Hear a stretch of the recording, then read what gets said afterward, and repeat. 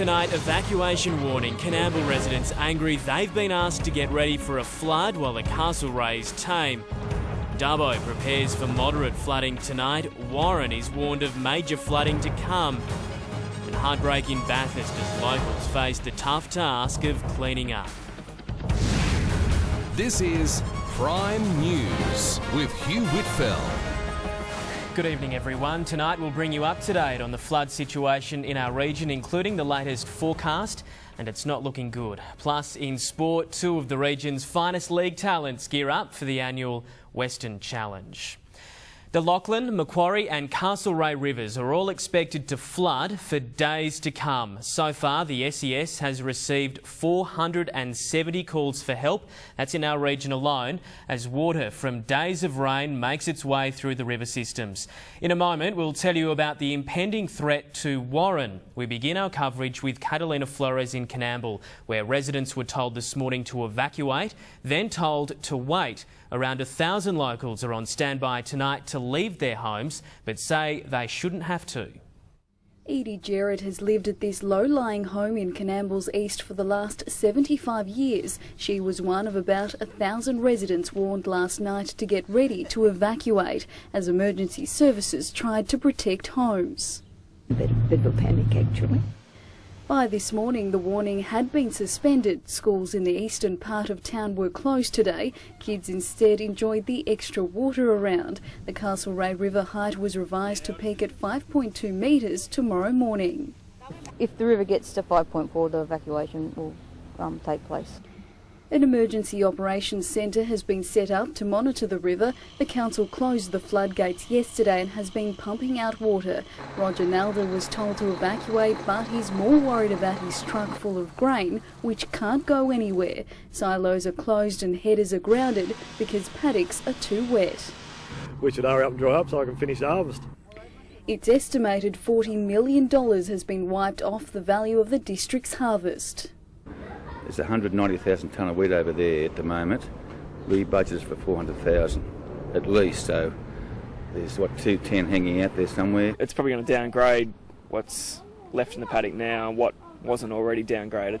Coonamble residents experienced floods and were evacuated only 11 months ago. This time they're more sceptical and most say they'll stay put. The Mayor says last night's premature warning was an overreaction and caused unnecessary panic. It was just very inconvenient, very upsetting, and apparently nothing didn't happen. In a small community like Coonamble, you can't just turn it on and turn it off again that we're evacuating or we are evacuating, because they were looking at sending people to Gilgandra, which was a bit ridiculous.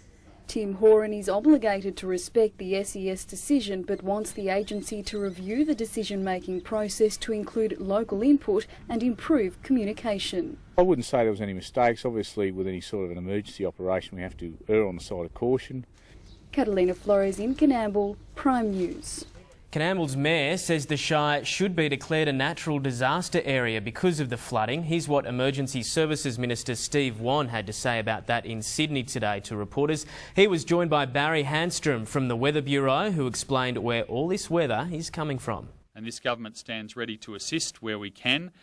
We have natural disaster assistance, which we are now assessing in a number of areas. These floodwaters, the heavy rains, will cause damage. They can cause the possibility of flooding for people in their homes. I would urge people who live in flood-prone areas to ensure that they have their flood plans up to date and that they've put together anything they might need in their flood kits. Australia is experiencing the impact of a strong La Nina weather episode currently. La Nina is the flip side to El Nino. Is expected to continue over the summer months, and that means that the prospects for heavier than normal rainfall across much of northern and eastern Australia, including New South Wales during summer, are enhanced. We have every sympathy for the farmers who've lost what was in prospect to be a great crop. In many cases, that crop has been devalued by the wet weather that's occurred. Well, traffic is a nightmare in Dubbo this evening. It's all thanks to all the water flowing down the river. The Macquarie River is expected to hit 7.9 metres tonight. That's a moderate flood level. A number of CBD streets are closed and the Newell Highway Bridge over the Macquarie is completely underwater. That's causing plenty of snarls in the city. The LH Ford Bridge, which is the Mitchell Highway Bridge, is at a standstill. Burrendong Dam is now releasing 40,000 megalitres a day. This morning it was at 138%, and thanks to the viewer who sent in that photo.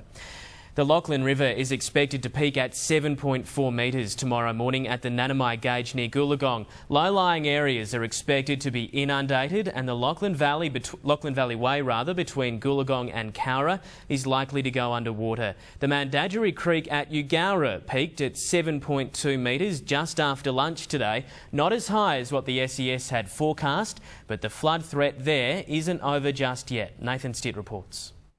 The Mandadgery has a history of putting this town underwater. Mavis McKenzie has lived here for more than 60 years. She remembers the last time the creek swelled like this, resulting in those devastating floods 20 years ago. It was all water, all through those buildings and right down to that pub down there. Wet weather has hampered a bumper harvest and put towns and highways around the Central West underwater. The SES didn't want that happening here. It's actually reached to 7.2 at the moment. We expect it to peak at 8 metres. That may sound like a lot, but the locals here in Eugowra say they're not really concerned. They need that gauge to be up around 8.5 before any water starts spilling into the streets. It floods at 8.6 to 8.7, so there's quite a margin there yet. A margin which didn't get any smaller. By lunchtime, the water was on the way down. There wouldn't be a repeat of August 1990. Locals reckon part of that's because of work done to keep the creek clear. Since then they've done a lot of work on the river, and so now when the river comes down it spreads out further up. We appreciate the rain, so as long as it doesn't flood anyone's houses. The local SES says it'll be back next week. There's more wet weather on the way. But we're expecting heavy rain again next week, so we could be back on the job again next week. Nathan Stitt in Eugowra, Prime News. In Bathurst, residents are facing the painful task of cleaning up their homes and, for some, their lives. At least 5 homes on Carlingford Street have been badly damaged after flash flooding swept through. But SES crews say it could have been a lot worse. Here's Antonia Morrow. Heart-wrenching pain. It's the second time Sharon Taylor has lost her home to floodwaters in Bathurst. This house was damaged in the 1998 floods. It doesn't get any easier. Started about 5 o'clock in the morning. By nearly 6 o'clock it was just about at the doorway and come right through from the front and back, and yeah, everything's gone. The family had planned to celebrate Christmas at Sharon's house. Now they're trying to salvage the little that's left behind. There is nothing you can do. Nothing at all. Yeah, best I could do was ring the SES for my mum. Most of the homes in Carlingford Street were inundated with water when floodwaters swept through early yesterday morning. Many of the residents have moved out. The homes are uninhabitable.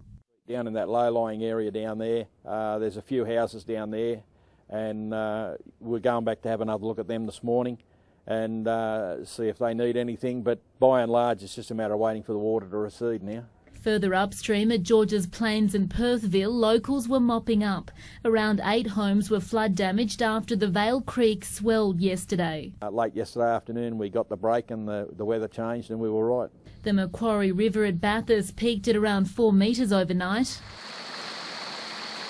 The river was still raging this morning. Locals were out in force, amazed at the view. It's pretty freaky, actually. Yeah, you can actually see where it's been and you're thinking, whoa. These teenagers made the most of the drenched sporting grounds, inventing a new code of footy. With floodwaters still ravaging the area, SES crews are warning locals to stay out of the water and away from the riverbanks. We had 2 nitwits on their kayaks going down the river and getting into difficulty there. No flotation devices, no nothing. So, people have got to be responsible for their own actions. Antonia Morrow in Bathurst, Prime News. Well, for the latest, I spoke to Denise King from the SES just a short time ago. She began by telling me about the latest information for Warren, where the Macquarie River is expected to hit 9.2 metres on Sunday, a major flood height. But the town itself is expected to be safe. Yes, and it will affect people in particular. It will affect a lot of farmers and landholders along the river because it will inundate some of their farmland. So in Coonamble, the situation is as it was. Residents are asked to remain on alert to evacuate. However, there's no evacuation order at this time. We're expecting the Castlereagh River to peak at about 5.2 metres in the small hours of the morning, and that is a massive flood, but it's not the level at which an evacuation is triggered. So we're just monitoring the situation at the moment. Denise King from the SES there. A hotline has been set up for residents in our region who want more information about the floods. Here's the number you need to call, 1800 227 228. And to contact the SES, if you run into trouble with floodwaters or storms, call 132 500. There's also regular updates posted on their website, www.ses.nsw.gov.au. Now to some of the pictures you at home have been sending in. Here's a house near the Lawson Creek just out of Mudgee yesterday, surrounded by water. The watering can is floating by. This is water over the Springwood Park Road near Gulgong, and the water went back down almost as quickly as it came up, leaving not much of the road and causeway behind. And this is the back creek at Kurawatha. Today, residents there had no chance of getting through. Keep them coming. Send pictures and video to orange.news@primetv.com.au. So, it's been a very wet week. There isn't really too many people who'd say we want more rain. Daniel Gibson, are we going to get more? G'day Hugh. Unfortunately there's some more rain planned for tomorrow. Underneath all of that there's some nice greenery in amongst it, and there's some showers, and you can see that's just a sneak peek of tomorrow. I'll give you all the details a little later on, including how much we can expect. All right, we'll see you then. Thank you, Dan.